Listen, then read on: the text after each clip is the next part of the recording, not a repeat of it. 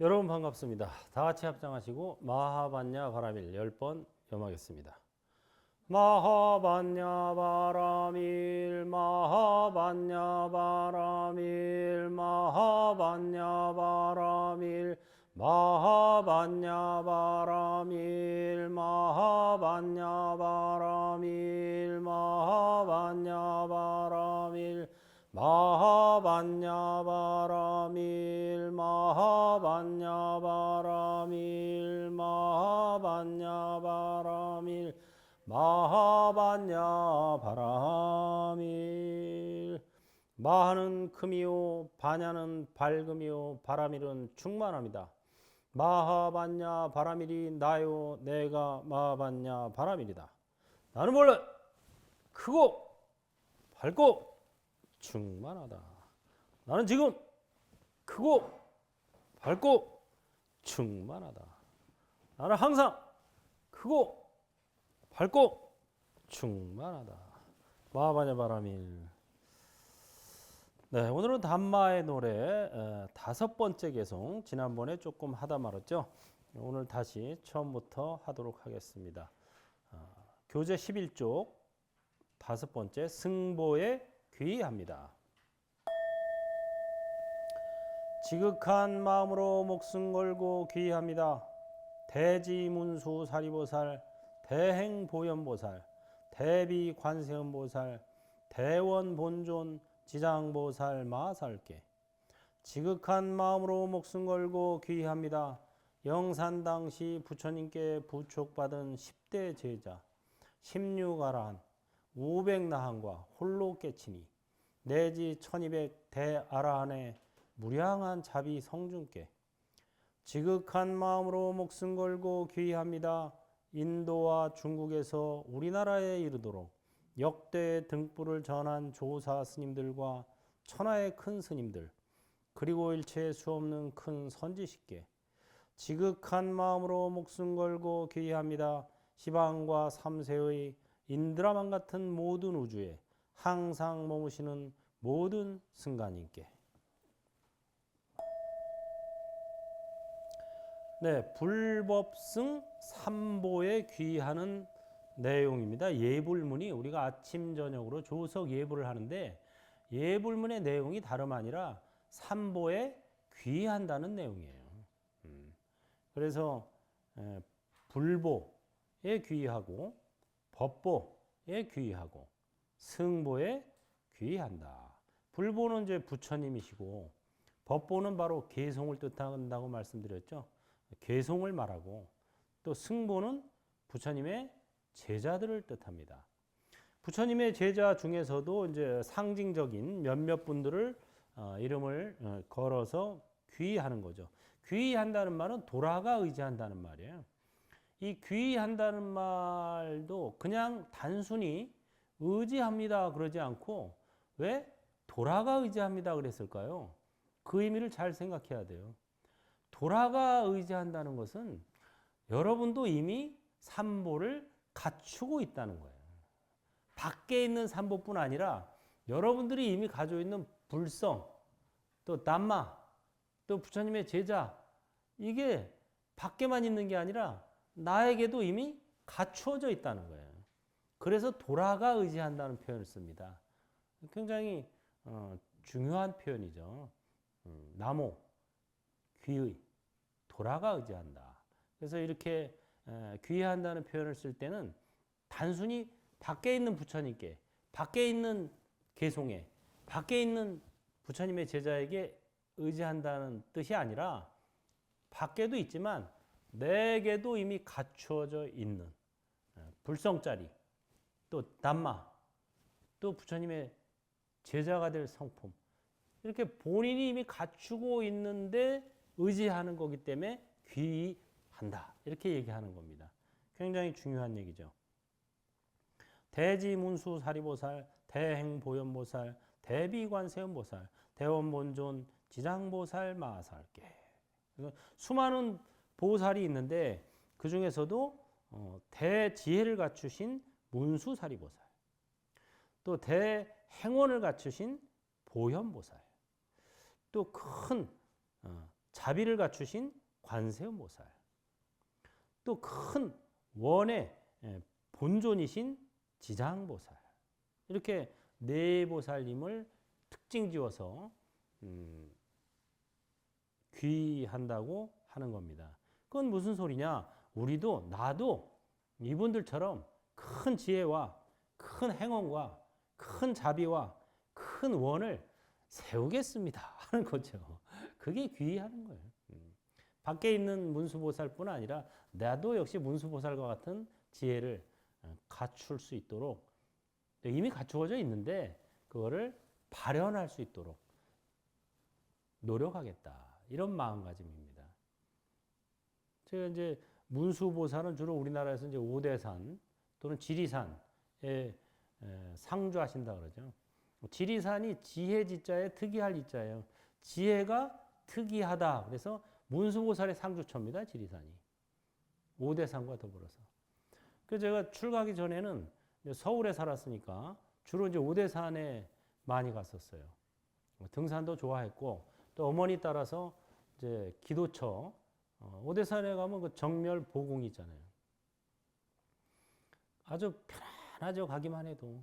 그래서 제가 서울에 살 때는, 출가 이전에는 뭐 무슨 좀 답답하거나 정말 마음이 어떻게 나 혼자서 뭐 해결하기 어려운 그런 일들이 생기면은 거기로 갔습니다. 오대산 가가지고 거기서 기도 며칠 하고 오면 풀려요. 희한하게 풀려요. 현실적으로 거기 가서 기도하다 보면 뭐 이렇게 메시지가 와요. 어떤 마음가짐이, 아, 이렇게 해야 되겠구나. 그렇게 해서 그렇게 하면 풀려. 기도한다고 그냥 사건이나 일이 그대로 풀리는 건 아니에요. 거기서 어떤 힌트가 온다니까. 힌트가 오면 내가 그 힌트대로 하면 풀리는 거예요, 이게. 네. 뭐 박사학위 딸 때도 그랬어요, 저는. 이게 뭐 이게 서문염송 고려해심의 간화선 연구라 그래서 우리나라의 간화선을 최초로 본격적으로 펴신 분이 고려시대 때 진각국사 해심선사예요. 이분이 서문염송이라는 방대한 책을 펴냈습니다. 고려 때. 그게 말하자면 한국 간화선의 교과서인 거예요. 화두집이에요, 화두집. 그러니까는 양도 많고 내용은 또 왜 이렇게 어려워? 방대해요. 근데 하기는 해야 되겠고, 왜냐하면 제가 처음 불교에 발심을 해가지고 혼자서 뭐 무진애를 썼습니다. 법문도 들어다니고 책도 보고 산속에 들어가서 혼자서 정말 고행 아닌 고행도 하고 하면서 다양한 체험을 많이 했는데 나중에 그런 생각이 드는 거예요. 나의 이 체험들이 올바른 체험인가?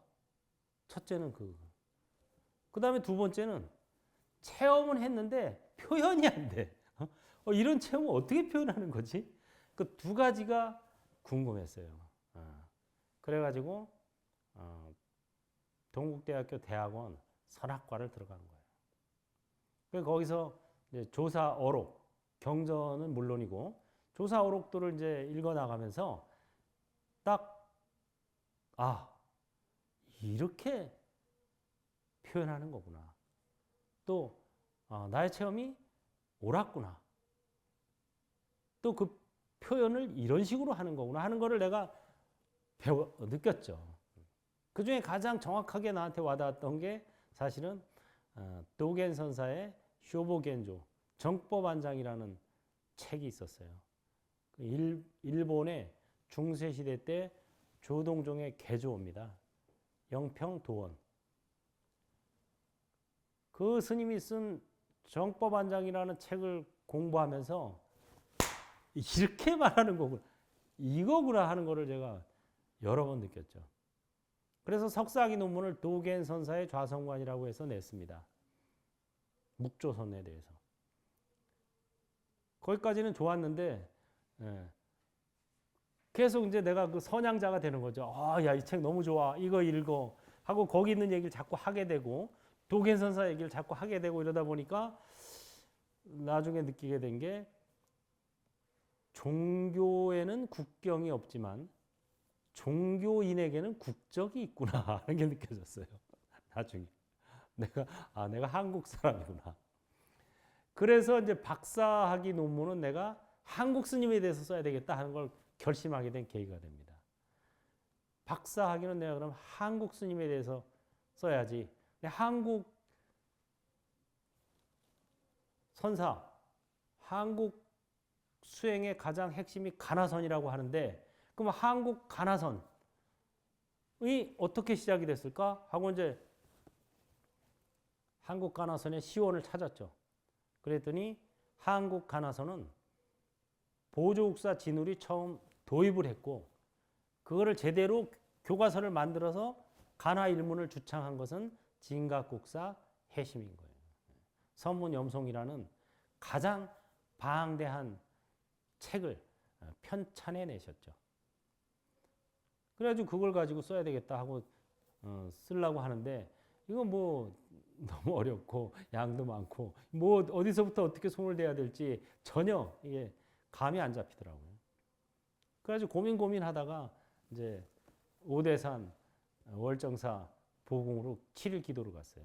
그때도 역시 또 가서 7일 기도를 하고 왔는데 7일 내내 뭐 감사합니다만 하고 왔죠. 지난번에도 한번 얘기한 것 같아. 처음 날부터 뭐 부처님 이거 해주세요. 뭐 논문 잘 쓰게 해주세요. 이건 하수들이 하는 거고, 하수들이 그렇게 기도하는 거예요. 뭐 부처님 이거 해주세요, 저거 해주세요. 이건 최하수들이 하는 거예요. 그 하수 기도 좀 그만하세요. 상수들이 하는 기도법이 뭔지 아세요? 부처님 감사합니다. 부처님 정말 감사합니다. 부처님 진짜로 감사합니다. 7일 기도하는데 첫날부터 마지막 날까지 계속 감사합니다. 감사합니다 하니까 부처님이 입장을 바꿔놓고 생각해 보세요. 어떤 사람이 나만 만나면 막 감사합니다. 아이고 스님 감사합니다. 막 이래 보세요. 계속 내가 뭘 해줘야 되지? 이렇게 되는 거예요. 그게 상수들이 기도법이에요. 상수의 기도법과 하수의 기도법이 있어요. 하수들은 맨날 이거 해주세요, 저거 해주세요. 그거는 하수들이 하는 거예요. 상수들은 그렇게 안 합니다. 저는 요새도 기도할 때 뭐 해주세요, 뭐 이렇게 안 해요. 뭐 안 해도 알아서 이렇게 해라 하고 얘기해 주시잖아요. 왜? 맨날 감사합니다, 부처님. 법륜을 굴리겠습니다. 행불하겠습니다. 이거예요, 지금은 이제. 감사합니다, 이제 하나 더 붙었지. 왜냐면 말로만 맨날 감사하다 그러면 또 안 되니까. 감사하면, 감사함의 표현을 해야 될 거 아니에요, 내가. 그럼 부처님의 은혜를 갚는 최고의 방법이 뭐예요? 법륜을 굴리는 거예요. 부처님 감사합니다. 너무너무 감사한데, 그러면 내가 뭐 이 감사에 대한 뭐 보답을 조금이라도 해야 되겠는데, 어떻게 내가 보답을 하지? 생각해 보니까 한 가지밖에 없어. 전법, 법륜을 굴리는 것밖에 없어요. 예? 부처님께서 내가 4개월 후에는 파리 니빠나 반열반에 들 것이다 라고 예언을 하셨어요. 석가모니 부처님 생전에.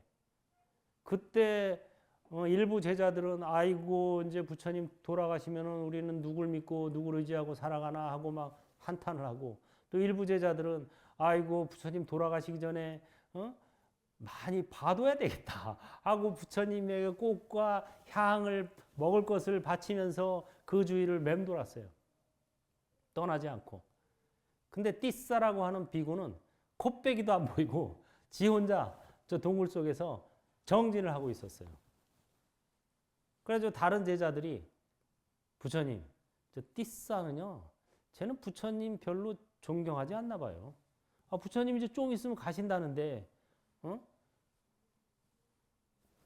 지 혼자 저렇게 동굴 속에서 처박혀서 나오지도 않아요. 코빼기도 안 보여요. 부처님이 이제 당사자를 불러서 묻습니다. 부처님은요, 항상 무슨 일이 생기면 당사자한테 직접 물어보셨어요. 왜? 소문이라는 건 믿을 게 못 돼요. 소문만 듣고 뭐 오르니 그러니 이러는 사람들은요 불자가 아닙니다. 부처님 제자가 아니에요. 소문은 항상 증폭되거나 줄이거나 가감이 되게 돼 있어요. 전달하는 사람의 마음이 거기에 가감을 시켜요. 항상. 그래서 소문을 믿어서는 안 되고 그 부처님의 방식은 항상 당사자한테 직접 확인을 하세요. 띠싸요. 이러이러한 말이 들리던데 너는 왜 혼자서 그렇게 콧배기도 안 보이고 혼자만 있는 것이냐. 띠싸가 이렇게 얘기를 하죠. 부처님, 저는요 부처님이 4개월 후에 가신다는 말씀을 듣고 아이고 부처님 계실 때 내가 열심히 정진해서 수다원가라도 얻어야 되겠구나. 그런 마음가짐으로 죽으라고 정진만 했습니다.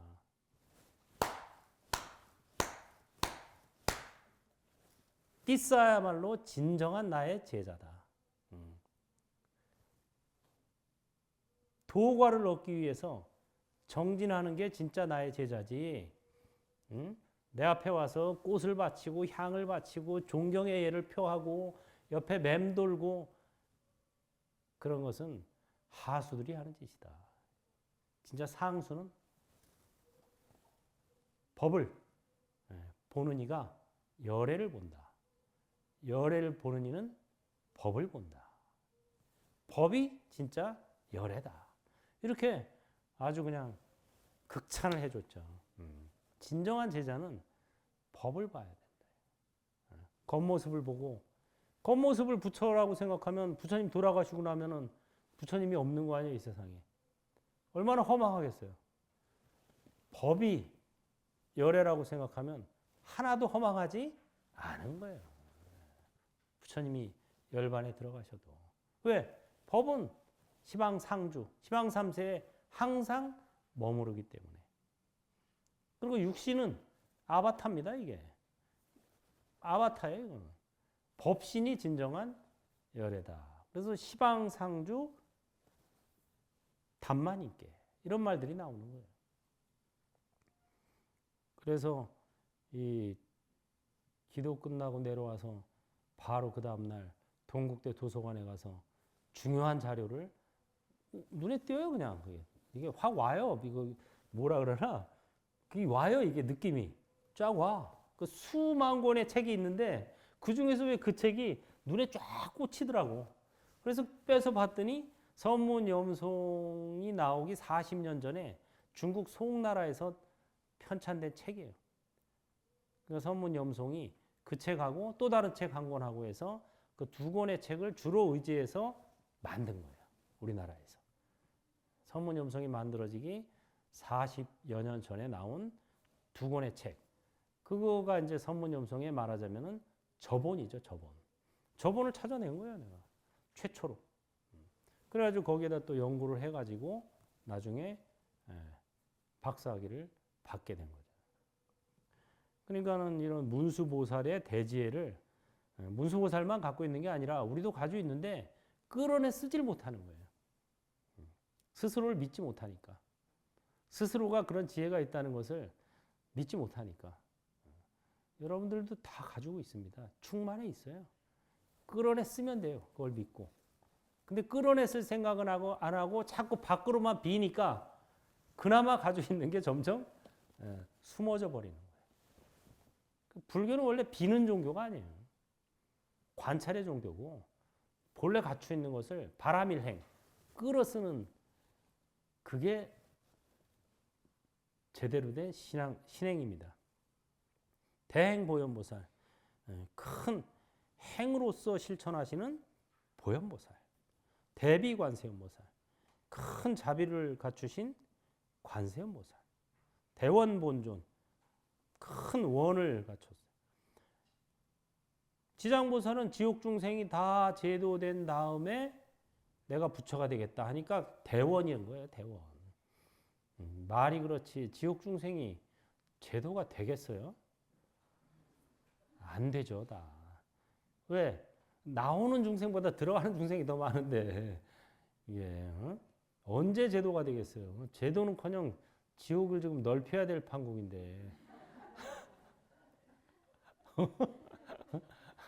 그러니까 결국 지장보살은 지옥문전 누불수. 여러분 절에 가면 지장전 있죠? 명부전. 거기 가면 이렇게 주련 걸려 있어요. 주련에 보면 그런 말이 있어요. 지옥문전 누불수라. 지장보살이 지옥문전에서 눈물을 흘려서 다 거두지를 못한대요. 계속 울고 있어. 왜? 아니 이거 들어오는 놈보다 나가는 놈이 많아야 이게 빌 텐데 나가는 놈보다 들어온 놈이 더 많으니 이거 언제 이거 비워서 내가 언제 성불하냐 이거예요. 그러니까 눈물을 흘리고 있다니까. 지장보살이. 그래서 대원이라고 하는 거예요. 큰 서원이다. 다시 말해서 일반적으로는 기름진 밭을 먼저 갈고 그 다음에 중간 밭을 갈고 그 다음에 자갈밭을 가는 게 순서예요.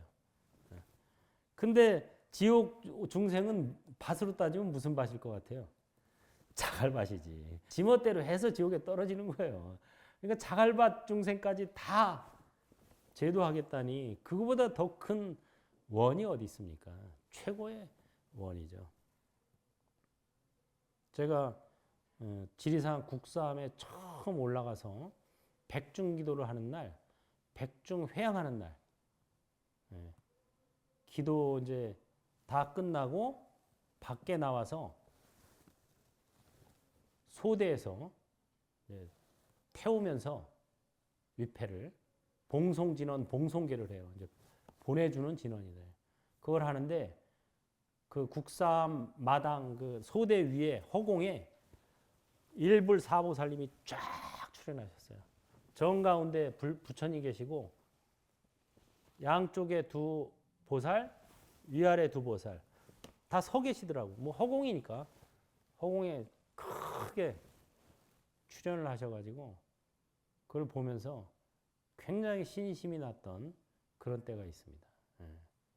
그래서 그때부터 물론 그 이전에 출가하기 전에도 뭐 가피를 많이 받았지만 그때 또 더 특이하게 아 불보살님이 진짜 계시는구나 하는 거를 제가 확신했죠. 근데 그걸 나 혼자서만 본 건 아니고 그렇다고 또 그 자리에 한 30명 사람들이 있었는데 다 보지는 또 못한 것 같아요. 나 혼자 하고 또 어떤 부산에서 온 불자님 한 분하고 둘만 본 것 같아요. 그건 어떻게 알았냐면은 나중에 기도가 끝나고 밥 먹고 나서 부산에서 온 불자님이 나를 찾아왔어요. 스님, 제가 오늘 불보살님을 친견했어요. 네? 어디서 보셨는데요? 그 소대에. 언제요? 아까 봉송할 때요. 그래가지고 나도 나 혼자만 봤으면 긴가민가 했겠지. 분명히 보긴 본 것 같은데 긴가민가 했을 텐데 그게 와서 똑같은 시간과 장소에 똑같은 모습을 본 분이 한 분이 더 계시더라고요. 그래서 내가 내가 헛걸 본 건 아니구나 하고 더 확신을 갖게 됐죠. 여러분들이 기도를 진솔하게 하면은 불보살님들의 출연하셔서 가피를 주십니다. 그거는 정확한 사실이에요. 수없이 경험을 했어요. 근데 이제 불교에서 그 가피 이야기를 너무 그렇게 뭐 힘주어서 자주 얘기를 안 하는 까닭이 있어요. 그건 왜 그래요? 맨날 가피만 받는 중생이 되지 말고 여러분이 가피를 주는 존재가 돼야 되는 거예요. 주변 사람들에게, 불자들에게. 가피 받은 얘기하면 다 좋아해. 가피를 여러분이 받았으면 이제 어떻게 해야 돼요? 줘야 되는 거예요. 주변에. 가피 중에 가피, 최상의 가피 주는 게 뭐예요? 개성을 전해주는 거예요. 이게. 최고의 가피예요, 그게. 그래도 들을 줄만 알았지 전해줄 줄은 또 몰라. 그렇게 금강경을 독송하는 사람은 많은데 독송만 하면 뭐하냐고 실천을 해야지. 금강경의 내용이 뭐예요? 개성을 전해줘라 이거예요. 그러면 최고의 복덕이다. 하루에 맨날 뭐 10독씩 뭐 100독씩 읽기만 하면 뭐냐고. 전해줘야 그게 공덕이 되는 거예요. 그래서 진짜 전해주는 사람은 별로 없어서 고민을 하다가 제가 요새 줄탁동시 프로그램을 만들었잖아요. 줄탁동시. 하루에 한 개송씩 제가 휴대폰으로 쏴드리잖아요. 예. 그거 얼마나 좋아요. 5분짜리 길지도 않아. 아침에 바빠도 볼 수 있어. 예. 그거 하루에 한 개송씩 보면은 어떤 분들은 막 기운이 난다 그러더라고. 하루를 시작하는 에너지가 샘솟는다. 개송만 봐도. 부처님 개송이니까. 전법이니까. 최고의 공덕이니까. 근데 그것도 좋아, 너무 좋아, 너무 좋아 이러면 안 돼요.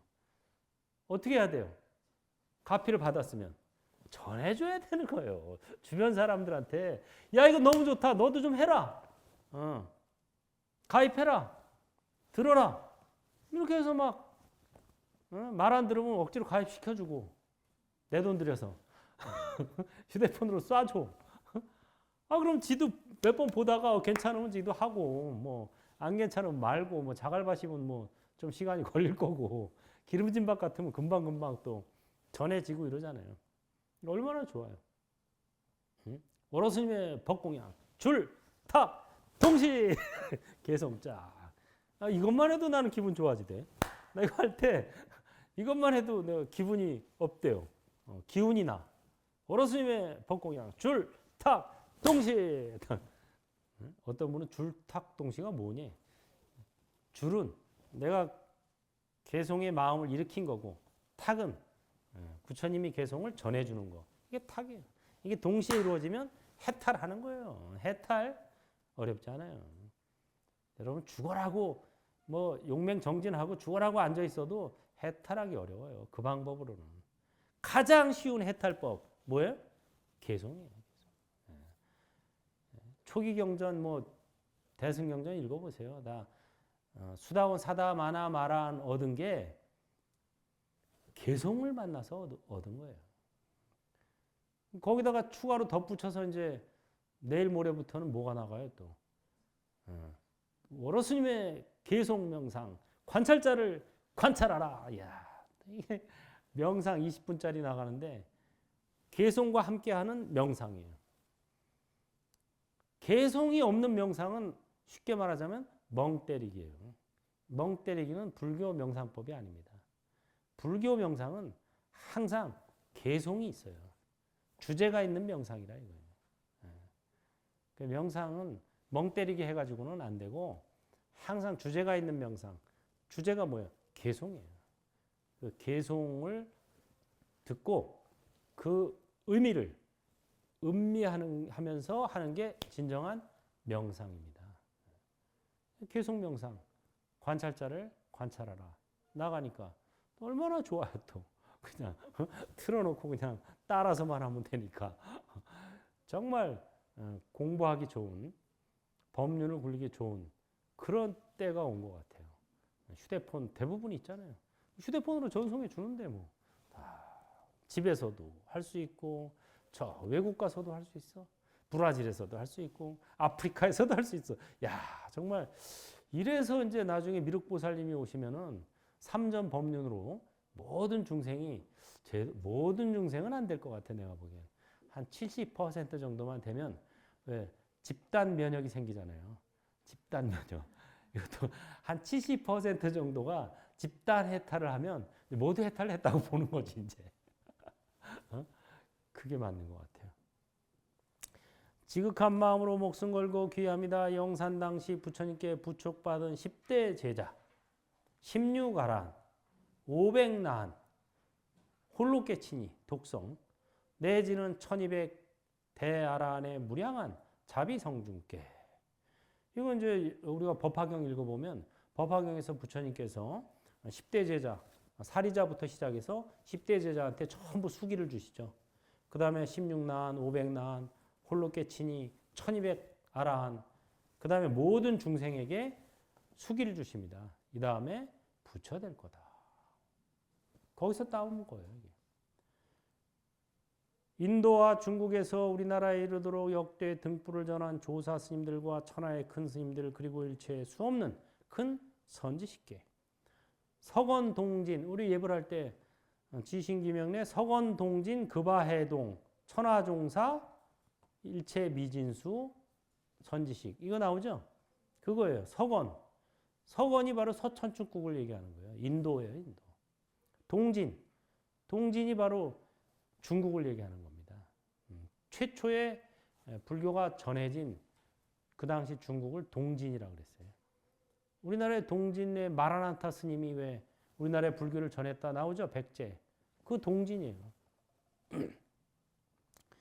그래서 서거는 인도요, 동진은 중국을 뜻합니다. 인도와 중국에서 우리나라에 이르도록 급아해동, 우리나라 해동이라고 그랬죠 그때.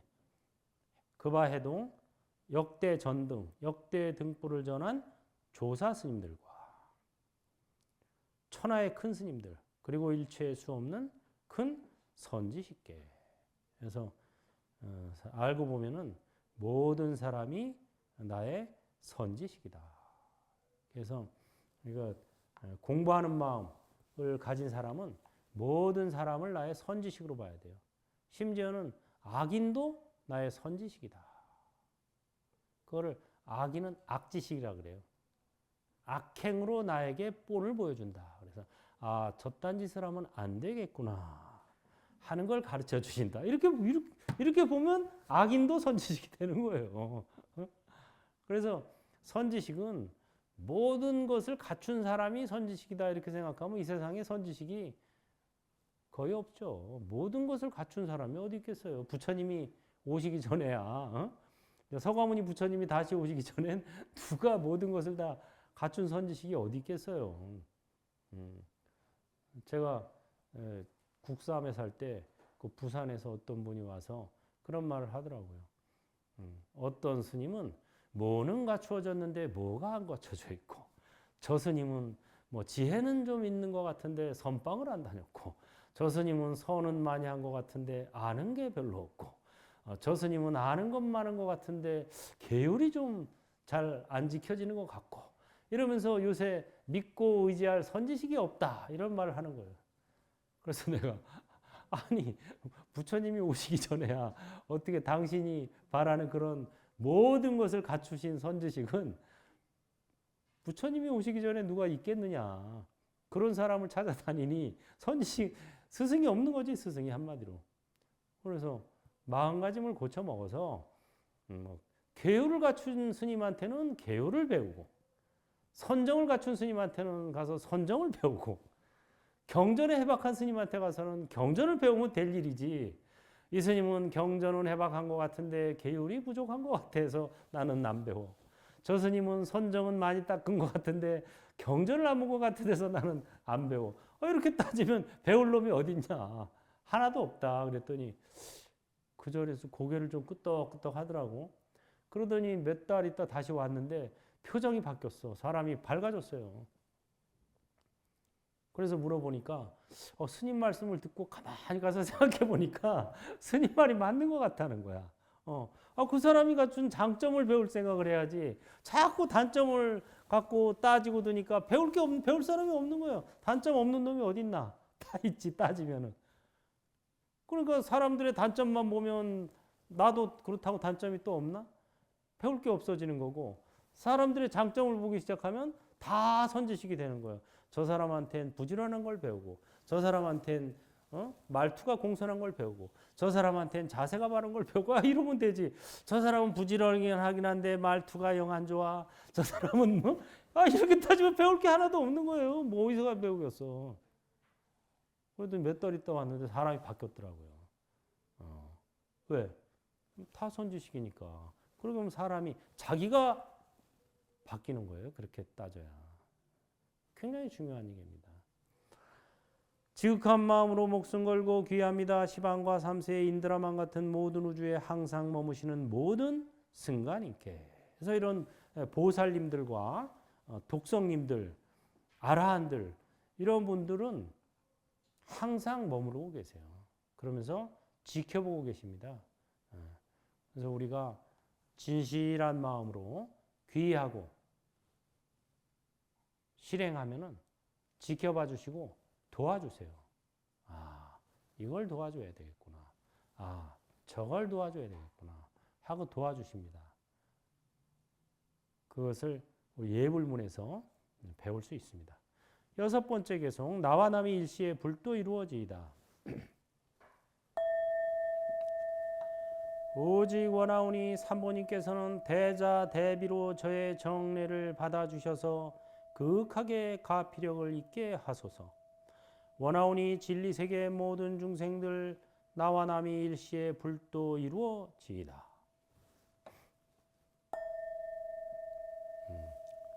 유언삼보 대자 대비 오직 원하오니 산모님께서는 대자 대비로 저의 정례를 받아주셔서 그윽하게 가피력을 있게 하소서. 정례라는 것은 정수리를 상대방의 바닥에 댄다, 발등에 댄다 그래서 정례라고 하는 거예요. 수화정례.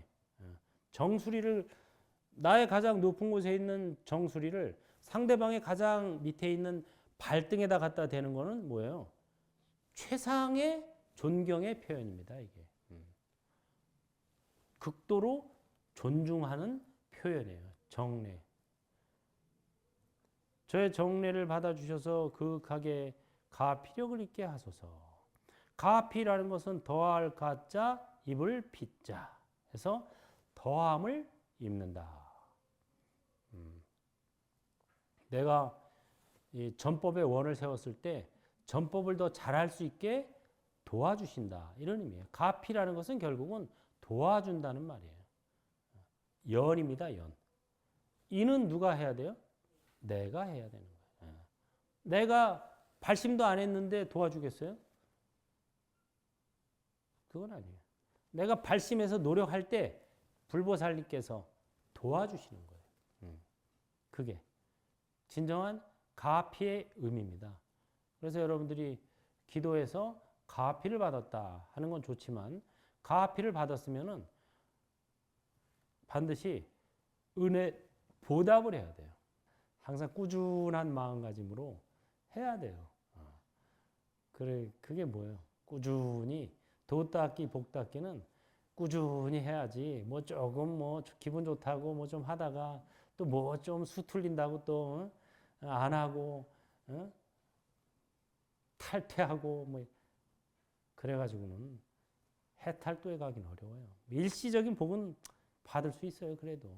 하지만 진정한 해탈도 가고 이러려면은 꾸준히 해야 돼요. 원하오니 진리세계의 모든 중생들 나와 남이 일시에 불도 이루어지이다. 원컨대 법궤. 법궤라는 건 진리의 세계예요. 이게 법궤라는 게 이 속궤를 떠나서 따로 있는 게 아니에요. 내 마음가짐이 법에 초점이 맞춰지면 속궤가 법궤가 됩니다. 세상은 똑같은데 내 안목에 따라서 달리 보이는 거예요. 그거를 일수사견이라는 경전의 표현이 있어요.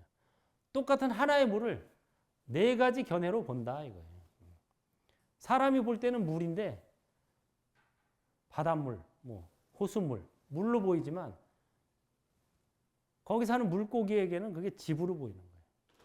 물속에 있는 물고기에는 집으로 보이고 천상의 신들이 보면은 옥쟁반으로 보여요.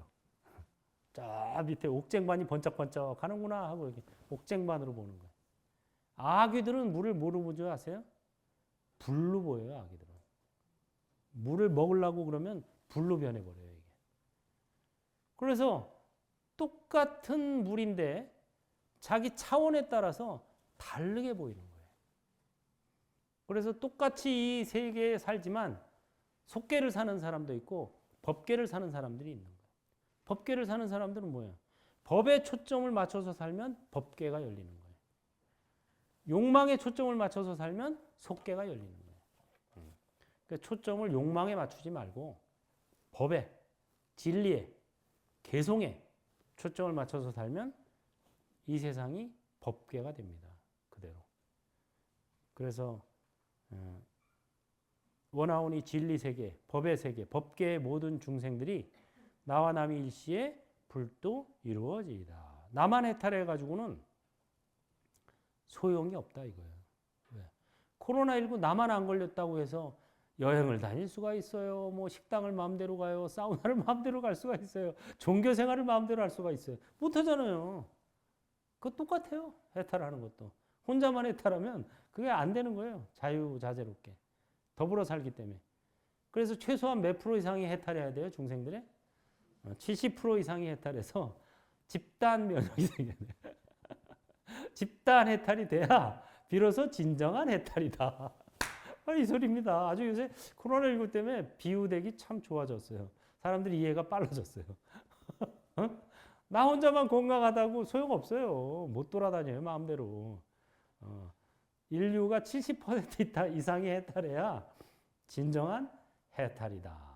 이겁니다. 그래서 인류가 70% 이상 집단 해탈을 해서 집단 면역력이 생길 때까지 부단히 법륜을 굴려야 되는 거예요. 다 같이 합장하시고 행불행자의 서원 부처님 감사합니다. 인류가 70% 이상 해탈할 때까지 법륜을 굴리겠습니다. 행불하세요.